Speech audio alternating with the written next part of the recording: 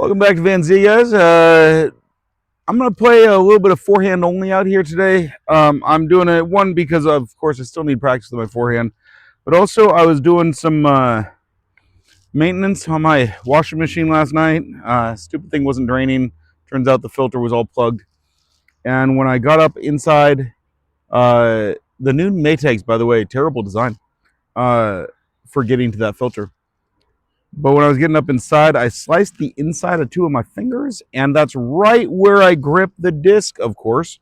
So I'm going to try to do forehand only because my index finger is fine, and I usually only do the one finger underneath, so that I'm not putting the disc right on those cuts. So I guess let's just get into it. Hole 1, 230 feet uphill, a little bit around that tree. I'm just going to try to get up the hill. I feel like my accuracy's gotten a little bit better recently, and now, of course, that I say that, I'm going to end up like way off to the left or under the tree or something like that.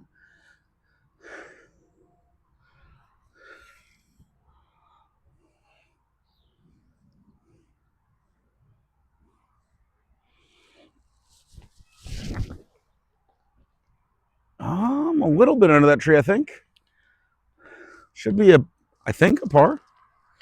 You know, if I keep throwing decent shots on this hole, I might actually birdie it one day. I left myself a little bit of a putt. Ooh, barely in. Don't skip putting practice. Hole 2, 239 or something like that. Basket's just very slightly up on the left side up there.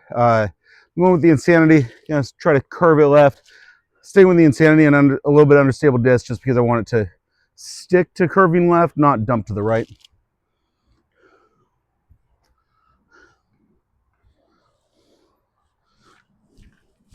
Ooh, that could be really nice. Still ended up quite a ways to the right just because of that skip, but that could be really nice. So I'm wondering if this maybe bounced and rolled or just rolled or something back, because I feel like this is closer than I should have been. But I got a little bit of a birdie putt. I'm not going to say it's a great one, but I got a little bit of a birdie putt. And in case you're wondering, this grip doesn't hurt my fingers at all because I'm doing more of a fan grip. I'm not gripping the rim. So.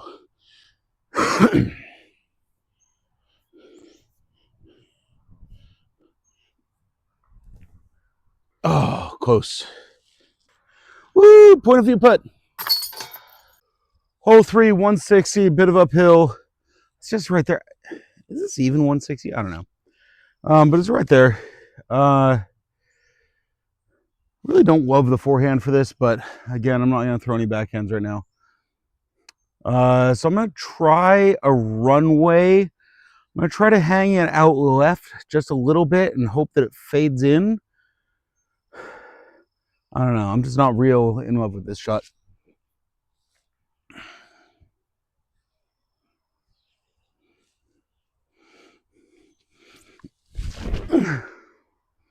Well, I didn't get enough power on it, but it's in the right line. Very slightly obstructed, but I straddle anyway, so not too bad.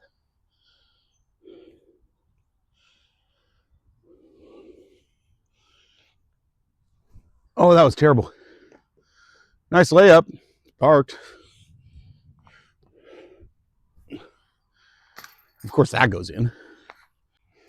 You know, this is right next to T-pad of 4. Never even occurred to me that this is actually two separate trees. We have like a fir or something like that and a maple. They grew so close, the fir is actually pushing the maple out. That's crazy. Hole 4, 160. You see me take this backhand line all the time, and you see me attempt this forehand line every time I throw forehand on it. And I've yet to nail it.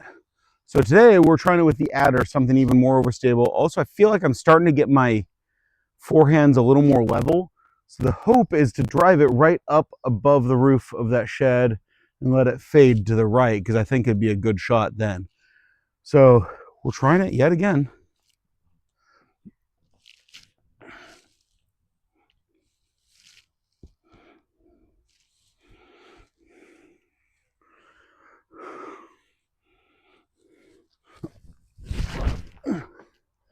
I actually made, oh, you jerk of a branch. I made the gap. I don't think I was getting there even if I had cleared it, but still. This is always a little bit of a tricky distance for me, kind of that mid to short approach on a forehand. That looked pretty good though. I'm a little long, but not too bad. Hole 5, 150-ish. It's right in here behind that shed. I really like the backhand better here. I say that every time. And yet I've had some good forehands on it, so I guess I shouldn't win.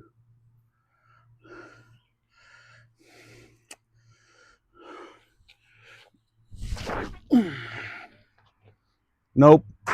Oh, I really hope I didn't just gouge my owl. Yep. I have a small cut in the owl on the edge. Not significant, though I just noticed I have another one down on the rim. That's interesting. Probably not enough to be a huge change on the flight yet, but proof that I can get there. We're going to give this a little bit of a bid.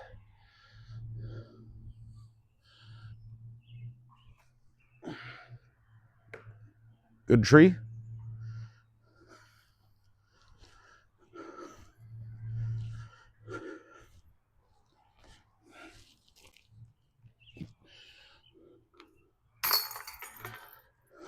Hole 6, 230, uphill, Mando right, out of bounds left. Easy to tell if you're going out of bounds because basically the edge of it is the basketball hoop. Though it is a circle, so it kind of curves in on either side. If you get deep enough past the basketball hoop, you can get past the OB, or if you're shallow, either way. I'm going to go Firebird.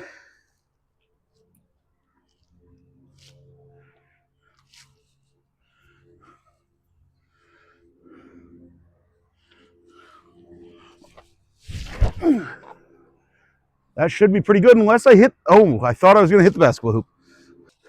So that was a pretty good forehand, actually. Though it came really close to hitting that basketball hoop. Simple little upshot. Kind of debating on giving it a little soft bid here.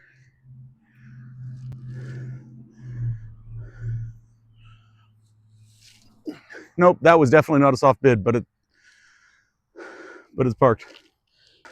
Hole 7, 200 feet, right there on the side of the death hill. You know, when I played this hole doing my bag elimination round, which I actually did twice, by the way, you only saw one of them, I threw the adder on this hole both times. And the first time, I put it only like 15 feet from the basket. And the second time still wasn't bad. So I think I need to ride this roller coaster. Keep going on the adder on this hole.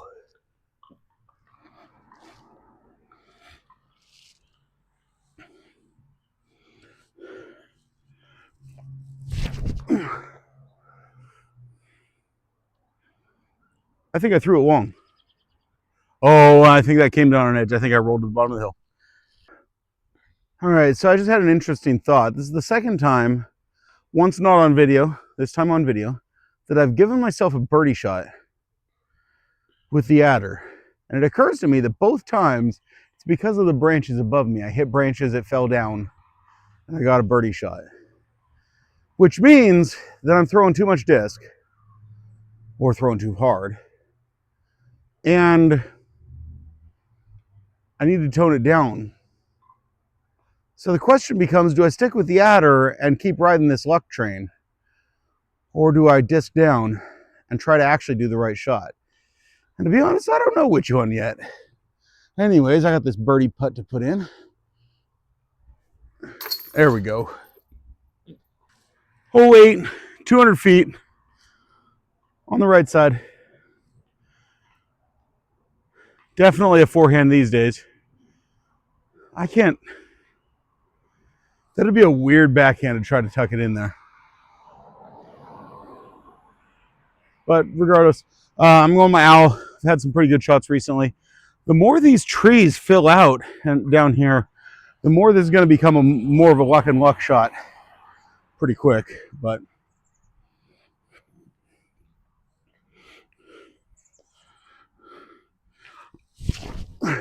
Oh, that's not enough. Nope, I didn't throw that hard enough. It rolled out though to where it should be an easy upshot, hopefully.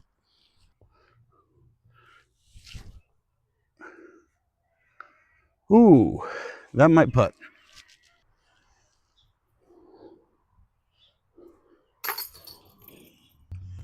Hole 9, 230-ish feet, a little bit uphill. That seems like a thing I say in this course quite a bit. No, I guess it's only 2 holes that are 230 uphill. But anyways, right up here is really, to me, a backhand shot. So what we're going to try to do is a flex forehand. Try to swing it out a little bit wide, bring it back, and straighten out. I'm going the diamond back. It's slightly understable with some finish. So in theory, I should be able to just kind of drift it up and straighten out at the end.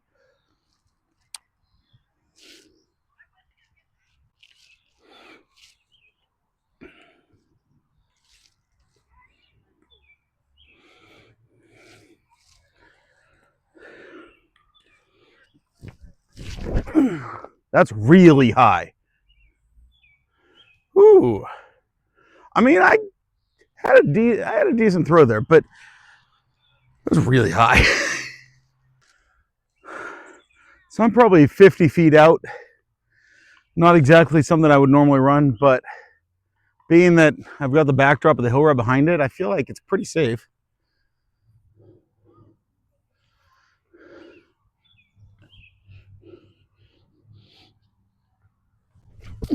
Whoa, that was way left.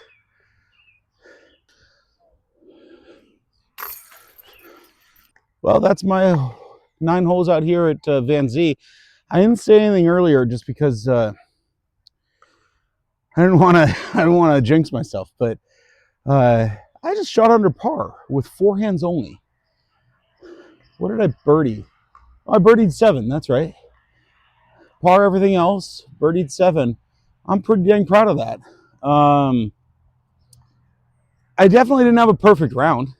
Definitely didn't have all great shots, but it was very complimentary. When the putt didn't go in, I was on a birdie shot, and I gave myself an easy comebacker. When the forehand didn't work, the putt worked. When the approach didn't work, the putt worked. When the drive didn't work, the approach worked. So everything worked pretty complimentary there and got me under par. Pretty happy with that round. But other than that, thank you for watching, and I hope you guys have a great day.